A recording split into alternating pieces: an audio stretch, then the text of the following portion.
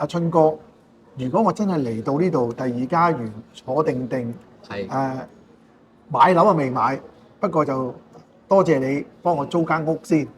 咁我租屋又好，買樓又好，究竟兩樣嘢我都要添置家私啦，揾人幫手清潔啦，人生路不熟。咁你係咪幫我搞掂個貼簽就拜拜唔理我呢？唔會，其實我哋對一般外國人第一次嚟到呢個國家馬來西亞都好陌生嘅，所以我哋一般都會提供我哋呢個服務。譬如客仔唔熟喺呢度要揾個鐘點打掃，我哋都會介紹嘅。係咯，或者佢要去買添置呢個家私啊、電器啊，我哋都會介紹俾佢邊一度地方比較划算啊、值有做呢個性價比高啊！係啦，我哋都提供個服務嘅，俾客仔咯。然之後總之服務到客仔滿意為止。譬如佢要裝修間屋我哋都會提供嗰個裝修工人俾佢哋去傾都可以嘅。呢樣我就要讚下益安啦，因為益安咧亦都係一間好大嘅房地產中介公司，大家係有緊密嘅商業聯繫。係，所以無論你想揾乜嘢形式嘅樓，新樓、二手樓、屋、住房甚至你要買地都可以。最重要就係夠貼心，係嘅，同埋做嗰個價錢咧係合理公道。我哋係服務性行業嘛，所以我哋喺一行2012年我負責啦，第二個家園到而家。哦，都十幾年㗎咯喎，咁樣。係有嘅。咁你儲咗好多真係真正移居咗過嚟嘅朋友咯。都有嘅。怪不得你成日都咁忙啦。嗱，咁除咗租樓啦、買樓啦、學校啦，學校又幫唔幫到手咧？我哋都會介紹呢個學校俾客仔嘅。因為我諗好多第二家園嘅，尤其是中產階級咧，屋企啲仔女過嚟讀書，可以有機會喺外國升學，亦都讀到一口流利嘅英語、華語，咁都係一個好好嘅選擇。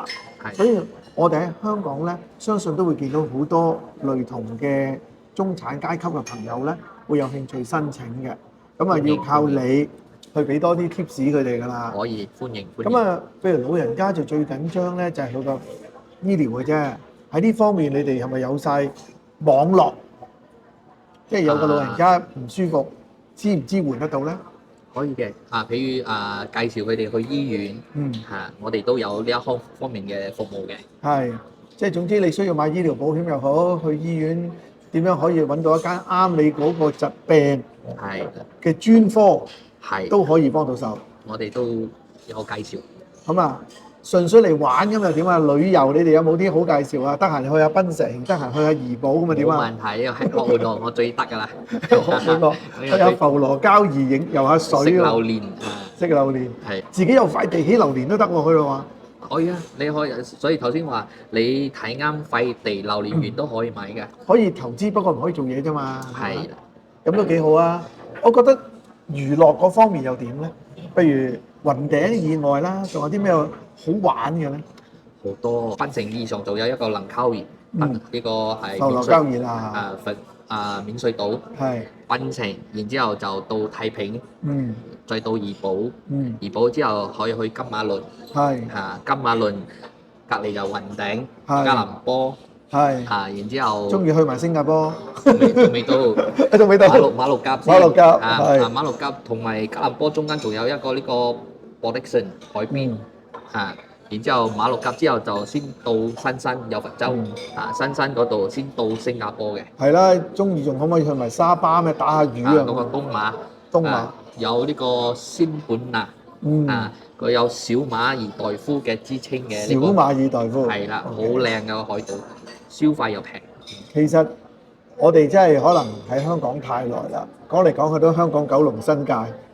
當你咁樣數俾我嘅時候咧，我諗如果我真係退咗休，身體健康，揸住架車，因為佢係馬來西亞行右牌㗎嘛，都幾容易熟悉晒每一樣嘢。因為有一個好處啦，譬如係香港嘅觀眾、香港嘅客戶，因為香港都係有英國人殖民過啊嘛，所以佢香港嘅駕駛執照可以直接轉馬來西亞嘅駕駛執照。哦，咁就好喎，唔使再考。仲有一樣嘢就係啲油好似好平喎。一公升而家呢個95嘅呢個級別嘅咧，嚇2溝05號。啲人話平過蒸餾水係咪佢有應該有仲有95、97、97就跟住個市場服務嘅。明白，明白。咁所以咧，大家當你考慮即係需要多一個地方可以住啦，可以退休啦，可以俾後生嘅讀書升學啦，吃喝玩樂又唔係咁貴，屋又大咗，真係嘅。諗一諗馬來西亞第二家園計劃係咪你另一個選擇？嗱，今次講到呢一度，咁如果真係對我哋咁多集嘅影片有唔同嘅問題，你可以喺 YouTube 嗰度留言，或者喺我嘅小紅書度留言都得嘅。咁然後呢，我哋會盡量回答你。最方便就係同我哋呢約個時間見面，上嚟我哋公司，咁就不但只可以回答你，仲可以幫你睇埋晒相關嘅文件。咁你申請就萬無一失，亦都唔會嘥咗大家嘅時間。好啦，喜歡我嘅影片朋友，記得分享、點讚同埋訂閱我嘅 YouTube 同埋小紅書，你就唔會錯過任何一個我嘅節目介紹。好啦，今日講到呢度啦，多謝晒阿春，多謝晒你。咁我哋有咩繼續加強合作？好，歡迎。Thank you。OK。